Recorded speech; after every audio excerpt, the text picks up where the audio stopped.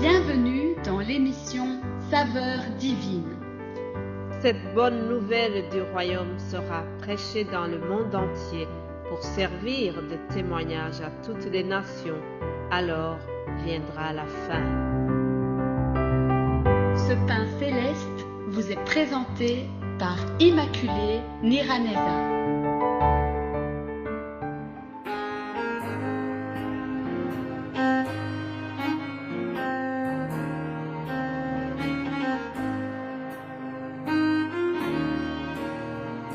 Shalom, shalom, bien-aimés de Dieu, que la paix de Christ soit avec vous. Lisons le psaume 33 pour commencer notre méditation. Il est écrit que toute la terre craigne l'Éternel, que tous les habitants du monde tremblent devant lui.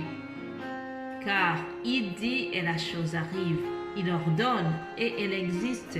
L'Éternel renverse les desseins des nations. Il anéantit les projets des peuples. Heureuse la nation dont l'Éternel est Dieu. Heureux le peuple qui choisit pour son héritage. Amen. Chers amis, nous avons un Dieu tout-puissant. Nous avons un Dieu qui ressuscite même les morts. Hier, nous avons parlé de Dorcas, qui a été ressuscité par la puissance de Dieu au travers l'apôtre Pierre. Alors aujourd'hui, nous allons voir un autre cas de résurrection que nous trouvons dans Luc chapitre 8. Je lis au nom de Jésus-Christ. À son retour, Jésus fut reçu par la foule car tous l'attendaient. Et voici, il vint un homme nommé Jaïrus qui était chef de la synagogue. Il se jeta à ses pieds et le supplia d'entrer dans sa maison, parce qu'il avait une fille unique d'environ 12 ans qui se mourait. Pendant que Jaïrus y allait, il était pressé par la foule. Or, il y avait une femme atteinte d'une perte de sang depuis 12 ans et qui avait dépensé tout son bien pour les médecins sans qu'aucun ait pu la guérir. Je saute pour lire le verset 49. Comme il parlait encore, survint de chez le chef de la synagogue quelqu'un disant « Ta fille est morte, n'importune pas le maître. » Mais Jésus, ayant entendu cela, dit au chef de la synagogue « Ne craignez pas, crois seulement et elle sera sauvée. » Lorsqu'il fut arrivé à la maison, il ne permit à personne d'entrer avec lui, si ce n'est à Pierre, à Jean et à Jacques, et au père, ainsi qu'à la mère de l'enfant. Tous pleuraient, se lamentaient sur elle. Alors Jésus dit, « Ne pleurez pas, elle n'est pas morte, mais elle dort. » Et il se moquait de lui, sachant qu'elle était morte. Mais il la saisit par la main et d'une voix forte, il dit, « Enfant, lève-toi !»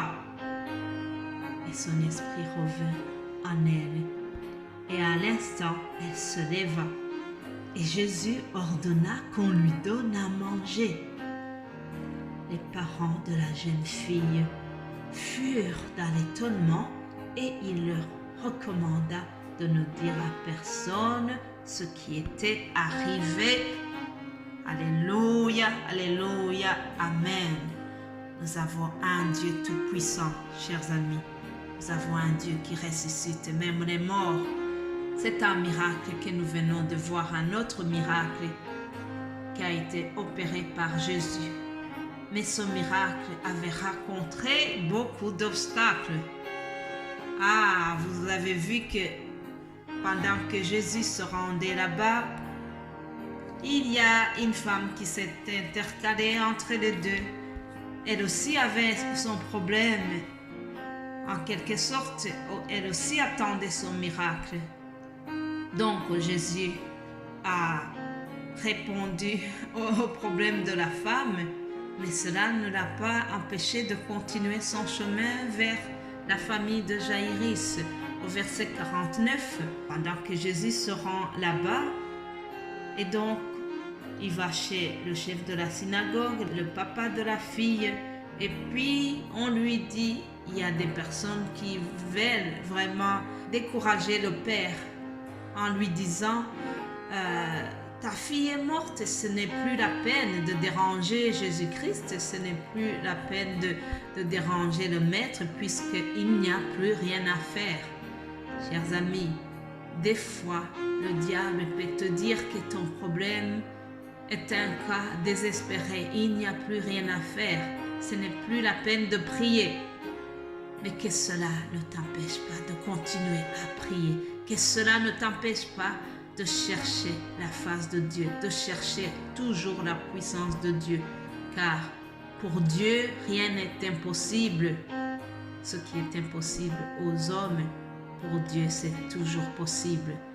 Alors, j'aime bien comme Jésus lui a répondu en disant, ne crains pas, crois seulement, elle sera sauvée. Alléluia. Et Jairus, le chef de la synagogue, a continué à croire. Alors, une fois arrivé dans la famille, nous voyons que Jésus a fait partir tout le monde sauf Pierre, Jean et Jacques, ainsi que les parents de l'enfant. Alléluia.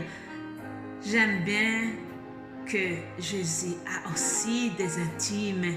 Oui, les 3 apôtres, les 3 disciples étaient très proches de Jésus, étaient ses intimes. C'est pour ça qu'il a fait partir tout le monde, mais avec lui, il a pris les 3. Je voudrais vraiment être parmi les intimes de Jésus-Christ. Est-ce que toi, tu fais partie de ces personnes sur qui Jésus peut compter pour aller opérer un miracle? Je souhaite que ça soit vraiment pareil. Alors, nous voyons au verset 52 que dans cette famille, tout le monde pleurait. Ah oui, tout le monde pleurait. C'est une famille en deuil. Tout le monde pense que c'est fini. Il n'y a plus rien à faire puisque cette pauvre gamine, elle était enfant unique en plus. Elle est enfant unique et voilà qu'elle est décédée. Tout le monde pleurait parce qu'on pensait que c'est fini. Mais Jésus avait encore quelque chose à faire. Alors, écoutez ce qui va se passer lorsque Jésus arrive. Il prend la main et il crie d'une voix forte en disant, « Enfant, lève-toi, Alléluia !» Et tout d'un coup, son esprit est revenu à elle parce que, comme je vous l'ai dit, pour Jésus, rien n'est impossible. Jésus ressuscite même les morts. Nous avons lu dans le psaume 33 qu'il dit la chose, il ordonne et la chose arrive.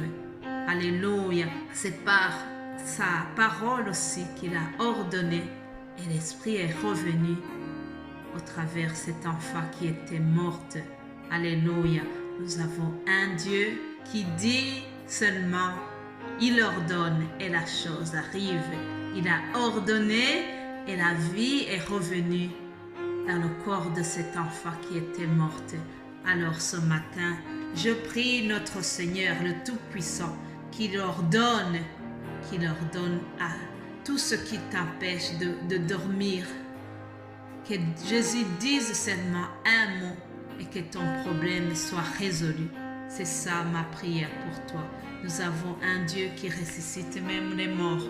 Nous avons un Dieu qui est tout puissant. Il est digne d'être loué. Il est digne d'être adoré. Il est digne d'être exhorté. Il est digne d'être adoré. C'est le Seigneur. Même dans le tombeau, Jésus est le Seigneur. Même dans la mort, Jésus est le Maître. Alléluia. Il n'y a jamais un cas désespéré pour Jésus-Christ. Pour Dieu, tout est possible. Est-ce que tu crois cela?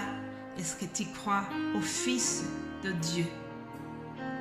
Je te souhaite vraiment de croire en lui, afin que tu puisses aussi bénéficier des miracles opérés par notre Seigneur Jésus-Christ.